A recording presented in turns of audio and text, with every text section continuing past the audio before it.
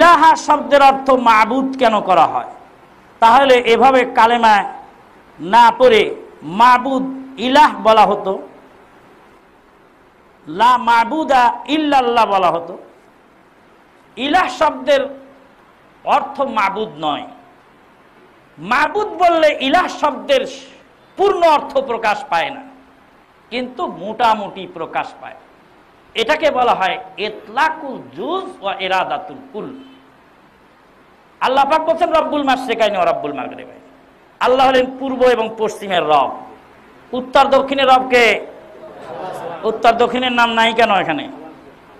লাহমুল খিনজির, শুকরের গোশত হারাম, শুকরের চর্বি কি হালাল?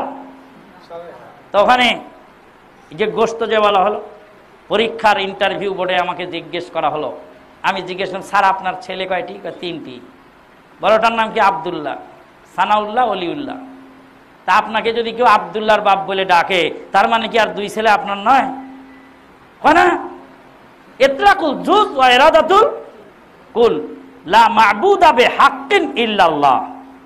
লা ইলাহা, ইলাহ শব্দের অর্থ হলো মালুহ, আর মালুহ শব্দটা মাবুদ শব্দ দিলে কাছাকাছি হয়, এছাড়া একক শব্দে অন্য শব্দ দিয়ে প্রকাশ করা সম্ভব নয়।